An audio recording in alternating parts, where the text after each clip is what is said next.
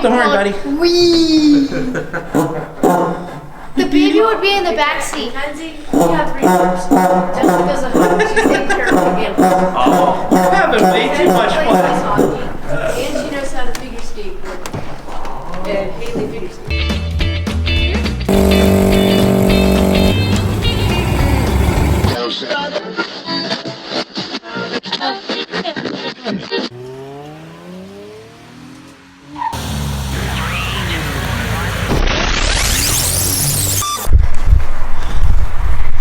Alright, day before our trip, we're gonna head up to Detroit.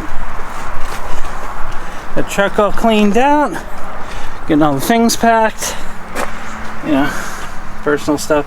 This is for the hockey kids, this is for us, food, cases. This is a tripod for me, and this is a monopod because I do photography also when we're out on these things. We got everything cleaned out, set up, ready to go, and see what happens. We got the winter jackets and everything. We're going up to Michigan, and it's gonna be cold, colder than this snowy crap we're getting right now. So this should be fun. All right, it is 5:30 in the morning. Friday, and we gotta get in the truck and start getting on the road.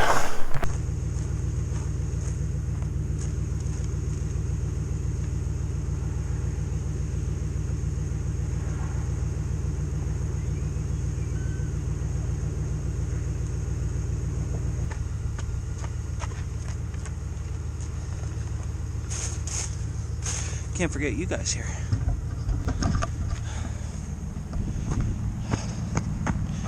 Alright, we're almost packed. Waiting for Cindy.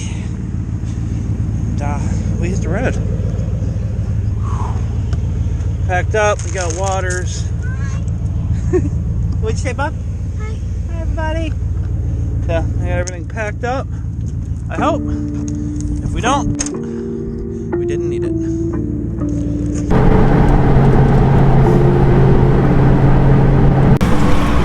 Alright, rest stop number 1. We're not doing too bad. I have to grab some batteries out of the back of the truck. Make sure my camera's not going to go dead on us. Make sure we can get all the awesome video. Yeah, we're not doing too bad right now. It's the usual suspects. Right now we're dealing with morning traffic, so a lot of people just trying to get to work. We're over here trying to get to another state.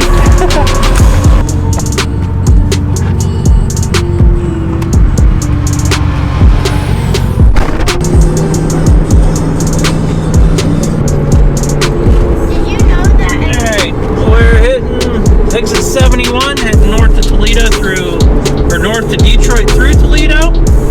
All I'm going to say is we're going to try not to get a speeding ticket this time. They got a really pretty picture of my car last time I was up through here. Yeah, that was expensive. I have a fun fact for that. Alright, here we go. Hey, here's the weird person you guys like. Yep. Welcome to Toledo. Welcome to Toledo. That's a cool looking bridge. It's got a center stand. Oh, is there? It's called a dry dock. Not a cool lot. That's cool.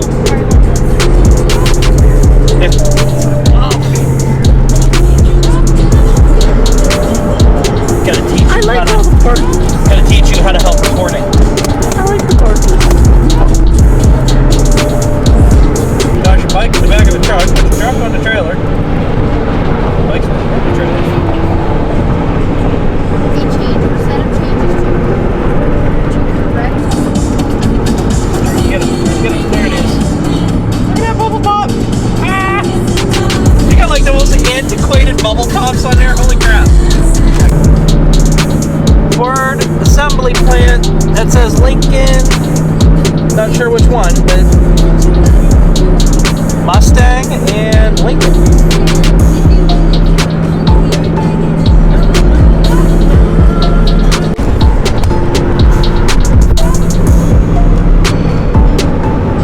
Woodhaven stamping plant. Don't know what they're stamping, but cool.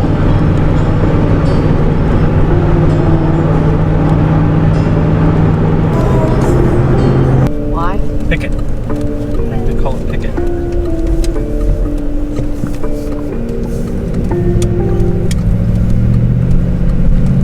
You have your boots? You've arrived at your destination. There it is. Oh, parking and entrance.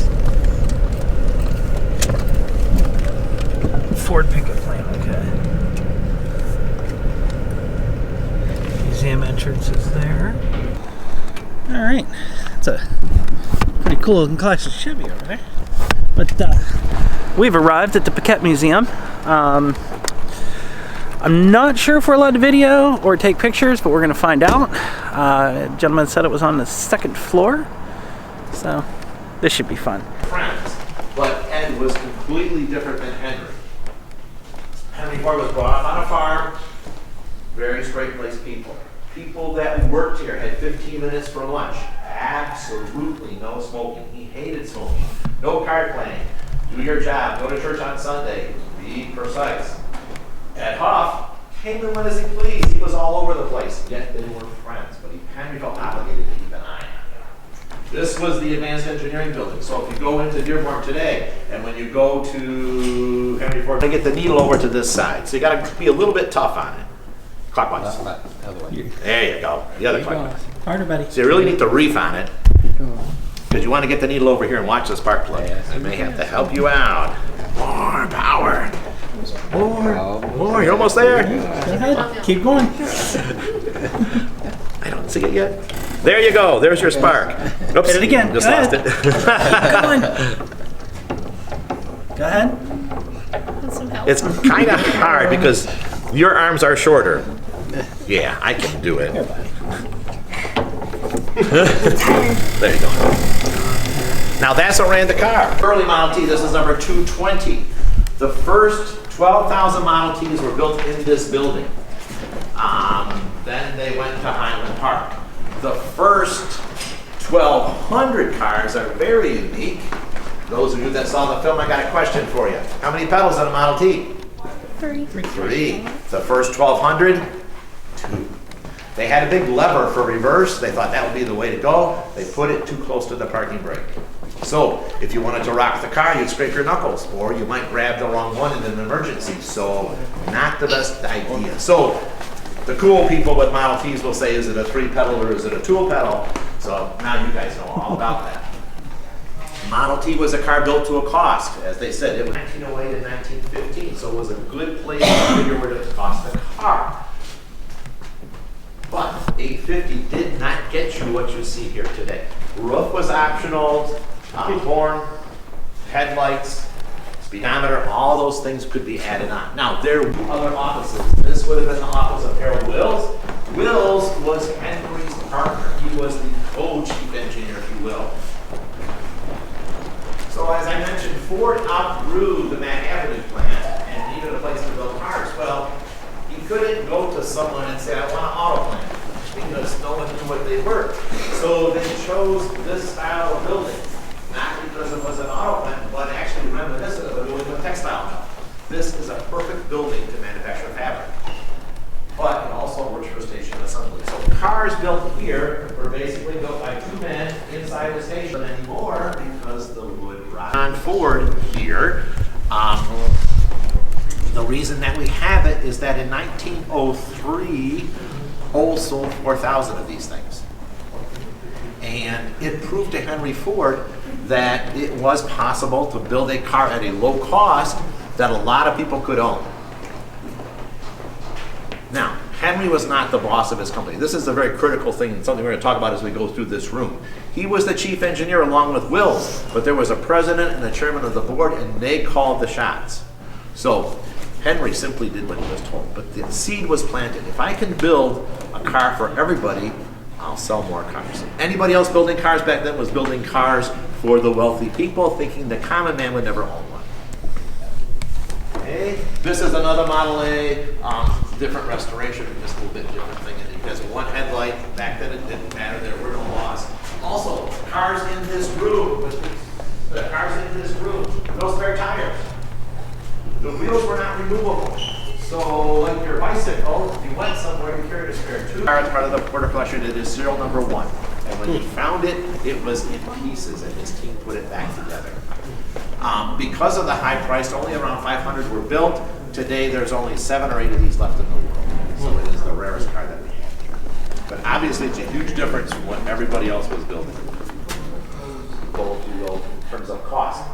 Last one with the engine and fuel tank under the seat, the last one with chain drive. So good seller. This is a Model F that's a touring car, has room for the family. So they're narrowing in on what an automobile should be, what should an automobile cost, stuff like that. And again, they're becoming more powerful, so you can do more things with the car. Along about this time, Henry and Clara had their first home that they owned in Detroit. So when they lived in Dearborn, where the farm was, they had their own homes. When they moved to Detroit, all 15 miles, they rented buildings. They rented apartments, they rented houses. They didn't have their own home. Finally, they built their first. So he knew back then on the Model A, he was making about $200 a car. They dug into this and found out he was making $10 a car. So over the 1 year period, the price went up $100 to make him some money. So they're selling lots of these cars. He's getting famous. He's getting a lot of volume out there. Why not build a bigger car? Well, they build the Model R. Model R is simply wider. Still a 2-seater. It's the deluxe version of the N. It's the same engine and transmission. Has bigger wheels and tires. It's a wider car, but still not much for the family. But nice speed transmission. But really good little cars. Once again, not big enough for the family. So they're selling really well. And again, you'll see the Ford script with the wings.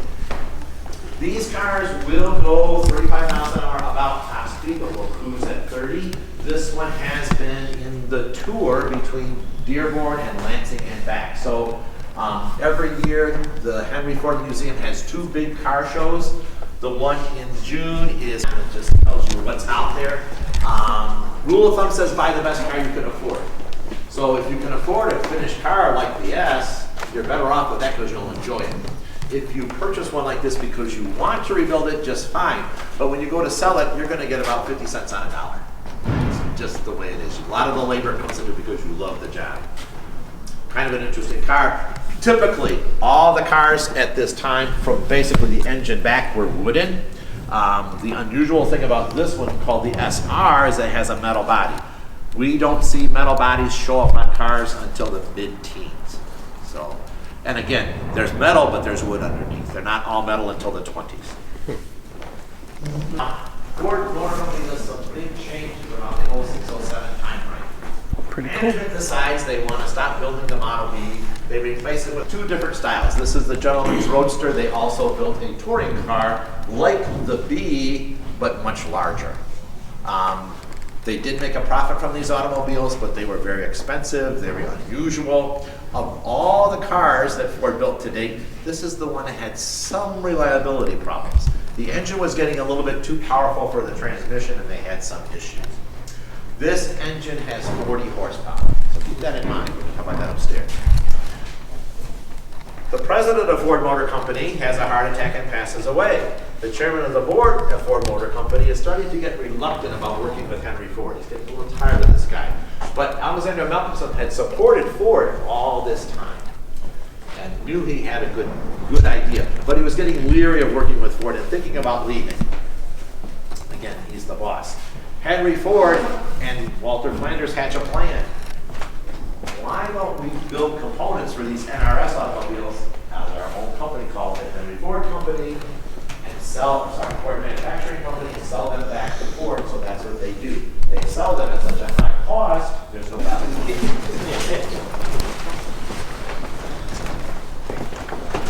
So with the Model T, Ford is finally in charge of his own company, and he does something a little bit different.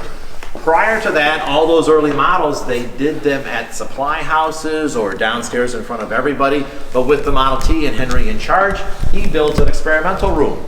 And he handpicks 7 people that are the best at what they do. So fabricator, welder, designer, and they work inside this room. Anybody that's not among that 7 that's caught inside here is fired on the spot. So it was a huge change. But again, this is Henry's first car.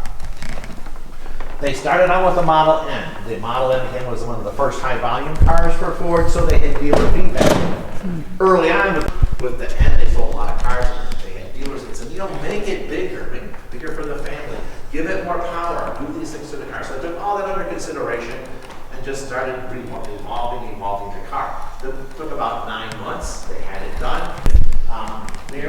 This is also typical of the time. So if you look at an Overland or a Maxwell or some of these other cars, very similar in design to this. 2 groups of 2 cylinders, difficult to machine, difficult to repair, costly to build. But it was the way they did things. The transmission on the NRS was open at the top. So even though there was a plate under the engine and transmission, all that dirt would find its way inside here, and periodically you'd have to clean it out. Ford said, this is a tough way to go. Can we do better? He simply cut the top of it off, put a gasket in there, and had a separate cylinder head. They told him it wouldn't work.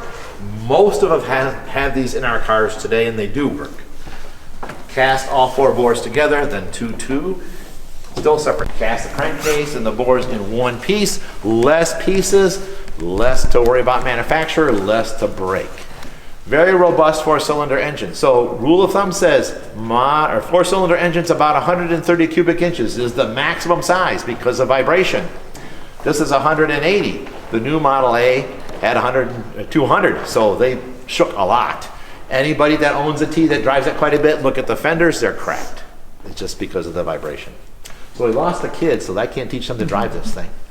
So someone else has to volunteer. So this is Elizabeth, another early car, but after the first 1200, so it has 3 pedals, and again, it's red. This is the car we use for all our badging and all that stuff. If you look at the steering column, there's 2 levers on it. The one on the right is actually your gas. So there's no gas pedal in the Model T, it's a lever that you move up and down to go faster or slower. The one on the left is your spark advance. So today, the computer in your car tells the spark plug when to fire. Back then with the Model T, as the driver, you told the car when to fire. So it was all up to you. So when you wanted to start the car, you gave it a little bit of gas, you moved the spark to 0 so that the spark plug fired when the piston was at the total top of its travel. The reason that it has this kind of transmission, sliding gear transmissions or manual shift cars like we have today were very poor back then. The gear quality was awful. If you didn't shift just right, you'd break a tooth. Might get by. Break several, replace the transmission. This transmission uses planetary gears. The gears are constantly in mesh. So you're not going to bend or break any. What he's going to do whenever he pushes on those pedals, he'll pull a fabric band or on the drum that contains the gears. Obviously the fabric wears, easy to replace. So it's a much more durable transmission. So, let up please. Okay, so the wooden wheel represents your rear wheels driving down the road. So if you come to a stop sign, you got to push this one halfway. A little bit less than that. Not there's good. A little less, right there. Now push the brake. My effort hasn't really changed. So the engine is at idle, car stopped at the stop sign. Perfect. When you want to take off, you let up on that and push this one all the way down. Now you're in low range. Once you get up some speed, you simply let that pedal up all the way. And it goes into high range. It's almost like an automatic, but you have to do the work with the pedals. Now to go into reverse, push the clutch halfway. Too much. A little bit more. There. Push the reverse pedal. The wheel goes the other way. It's a different ratio, so I have to work a little bit harder. Kids can come in here and do this, no thought. They've never driven a car before. It's easy for them. I drive a manual transmission every day. I can't do this. I just can't do it. You let hot water rise, cold water go down. No fuel pump. No gas gauge. You got a wooden stick. We sell them downstairs. You check the tank with a stick. Cars are blue. So they were 4 colors. They came from all Fisher body, Briggs, Murphy, Murray, Wilson, all sold bodies to Ford for his cars. 1913, he decides I need to start economizing. I'm going to start building my own bodies. All well and good. He has already started the moving assembly line. So when you go to the Rouge complex or any car manufacturer today, typically one assembly line. He had 3. So these cars are cut off pretty quick. He got into trouble because he failed to realize that paint needs to dry. So he had to build a separate building to set the bodies in and wait. It also saved him time because he didn't have to change sprayers. They didn't dip or brush the cars. They didn't have to change over. They simply built all that. So we'll go down the route because it's a little bit warmer and talk about brass. What is blue? Pretty.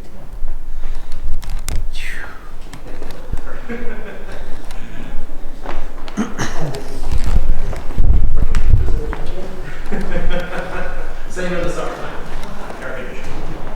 So Ford's already building all black cars. 1916 comes along. The world is at war. The United States is almost ready to get involved in World War I. All the hardware on Ford cars is brass, like the one on the end, like the one on the other roofs. That's what all the manufacturers use because it's easy to form and it looks great as long as you keep it polished. But there's a war on. They need all the brass that they can get for showcases. So across the board, it says do something else. So companies like Buick and Cadillac, Packard, they start nickel plating the brass, nickel plating the steel. Looks pretty darn nice. Ford Motor Company is already building all black cars. They paint all the hardware black. So starting in 16 through 25, black Fords. Good examples of all black cars. Also, heaters don't show up until the 1930s. So if you had a Model T and you wanted to drive it on a day like today, you could put up side curtains and it would keep the weather out. Problem is, they restrict the vision so terribly, it's really dangerous to drive a car. So it's a trade-off. But that's the story of the all-black Fords. Also, starting in 1919, removable wheels. So now you're going to see a spare tire and a jack. And if you get a flag, you're going to do the 4 lugs and change out the tire. Much simpler than changing out the tube. So how do they build these cars? In a station. So all 5 of these out. So very, very light. Not that much to it. So not too hard for 2 guys to build. They had these special sawhorses, little teeter-totter things to get the right orientation of the bodies. They just slide the wheels on. Not a big deal. Problems with the engine and transmission. 385 pounds. So 3 guys had to put those in. They had to be 3 strong guys. To do that all day long, I don't think so. Once that's in, though, the rest of the parts are pretty easy to do. The gas tank is empty, doesn't weigh anything. Radiator's a bit finicky, but can be done. The body is held on with 8 fasteners, so not too hard to do. That body in the raw and the body on the end are exactly the same. So that shows you what the before and after of the wooden body looked like.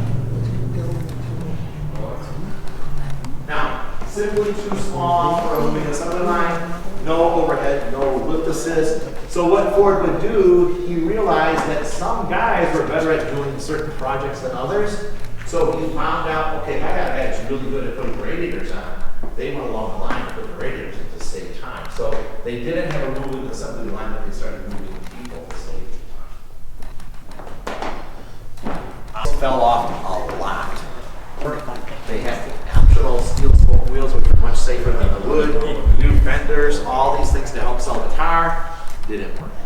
Sales continued to fall. Even though they were only $400 versus the $850 that they were 19 years earlier, sales continued to fall off. By May of 1927, it was so bad they just quit building cars. The replacement was not ready. So Alphabet, because they had been building that same old team for 19 years, and said, oh, why don't we just use that and start over again? So Model 8 came out. If you remember downstairs, the big fancy car had 40 horsepower. Model 8 has 40 horsepower. These cars were quick. So they were better construction than the Model Ts. They had brakes on all 4 wheels, better body construction. Everything about the car was better and improved. So did really well. They made $5 million of these a fire truck. You would buy a T, bring it to an outfit, you turn it into a fire truck. So Non-Detroiters, it doesn't matter to you, but whoever heard of a city named Halfway? Kind of weird. Halfway Detroit actually is East Detroit. So they changed their name somewhere along the way, but it used to be called Halfway. These three on the end are basically T's that were modified. So the flower truck is basically a Model T car that had a kit purchased and you turned it into a truck. That particular car has been in most of our Detroit parades over the years because it's such a popular thing and a neat little car. The next one is the railroad tracks because of all the soot and dirt from the steam engine. So when you get it away, get your customers and their baggage back and forth. So you purchased the T, you had a wagon body put on it, it became a station wagon. And that's where that short came from. 1917, Henry Ford is seeing people buy his vehicles and turn them into all kinds of things. He goes, I want a piece of the action, so he comes out with his first one-ton truck, the TT. Basically the same engine and transmission as the T, but it has a reinforced frame and a different body. So you would purchase the truck, bring it to an outfitter, and he would put whatever box or whatever you wanted on the truck. Very successful for Ford. They continued to build them until they stopped building Model Ts and they came out with the Model A and the AA trucks. Snowmobile on the far end, same kind of thing. Ford wasn't involved in that, but it was There's an old rumble seat. in England that came up with the idea. He started building them for 2 years. You see they had steps. You'd step here, and squeeze in there, which my fat butt could never do. Still cool. Farm tractor, you could buy a used Model T and a kit to make your own tractor for $250. Back then, a team of horses would run you $200 and last 4 years. This would last much longer. This wasn't running, it wasn't eating.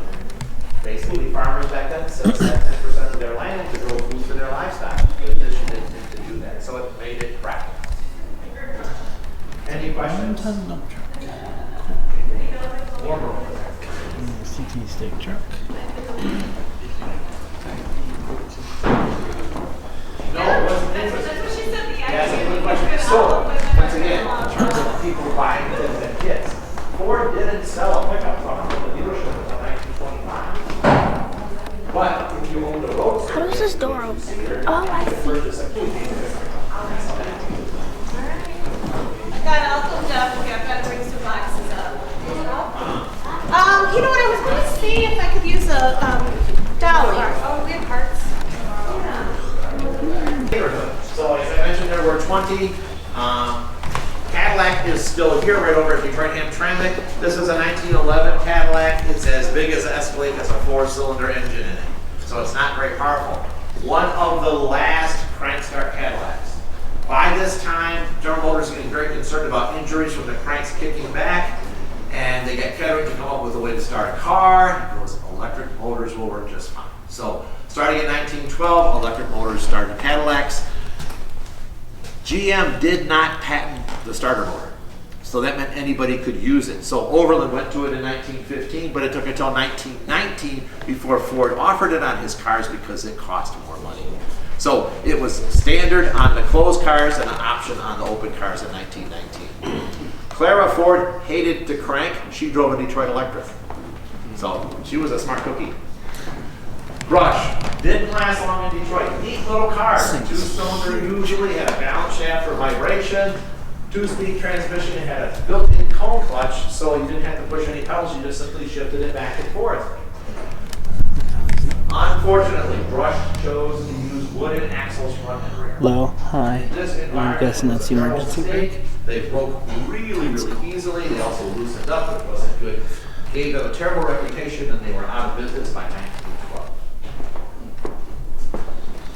Flanders, actually mentioned that downstairs. EMF, or Everett Metzger Flanders, built cars here.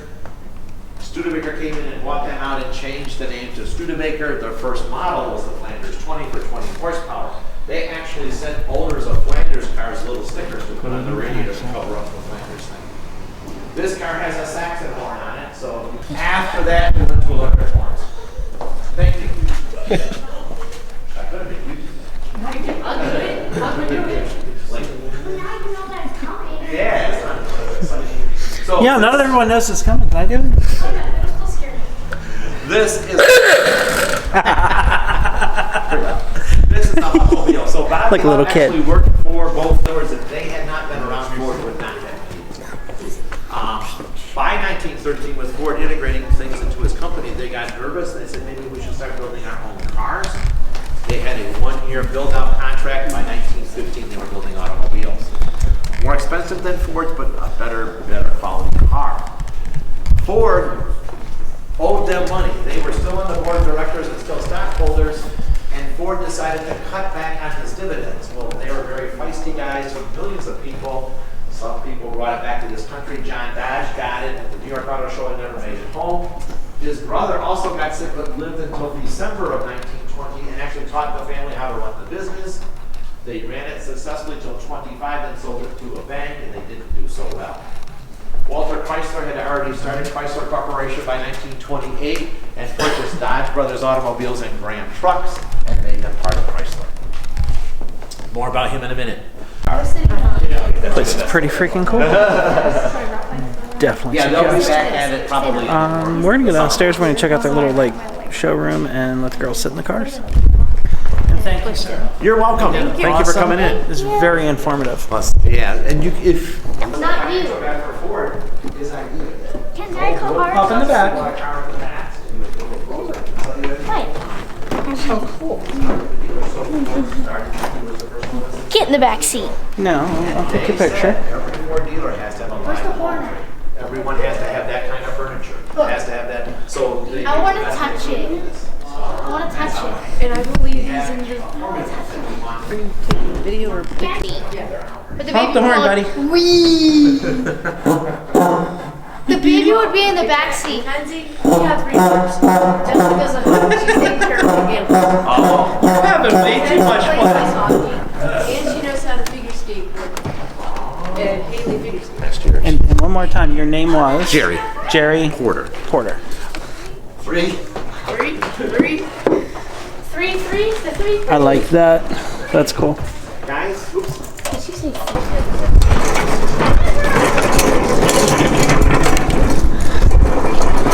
All right, that place is awesome. Definitely recommend it. I'm going to put a link to their website down below. Not sponsored, just really cool. Now we're going to run them back to the hotel because I am going to try and do a little special trip for us. See what happens. Stay tuned.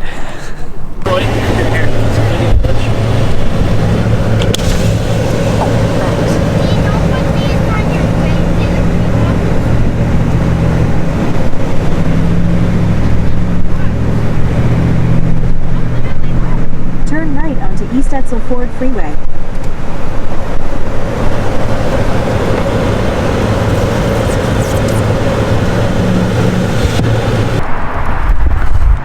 All right, we are at our hotel. We're running in. Gonna grab our room. Then we gotta figure out some food because we're hungry.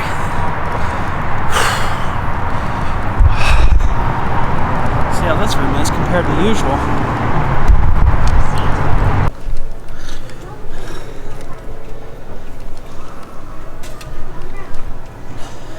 Didn't realize it until now. The pool is inside. Alcohol.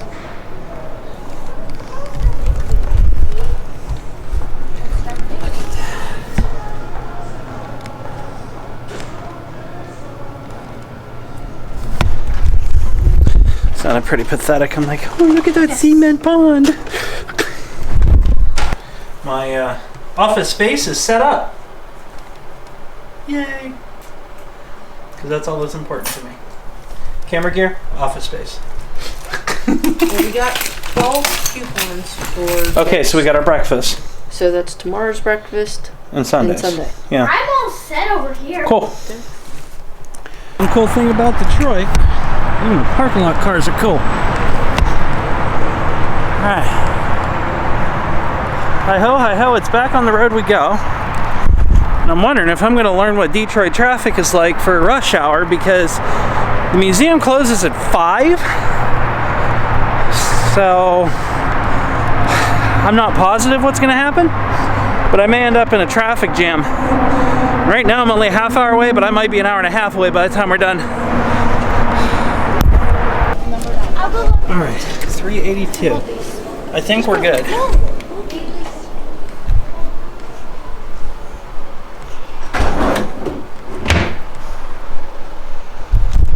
Wow. That was gonna be our view, but they need more doubles, and they offered us a sweet upgrade. So, new room. I heard Haley go, holy crap, so I'm guessing our room is better. Holy sh**.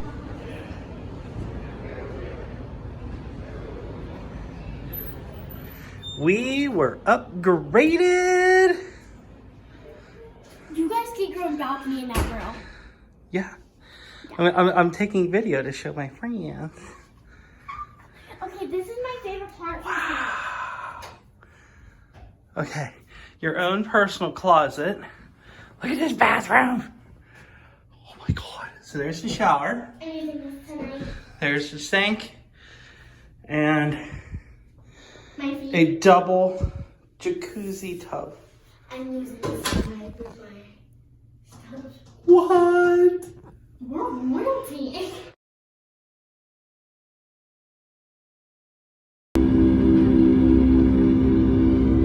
1928, a lot of rural people were just getting used to cars. And apparently a lot shorter.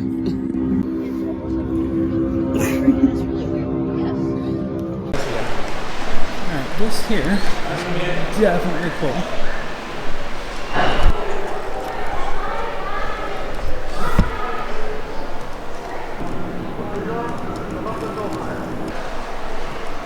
The original Holiday Inn neon sign.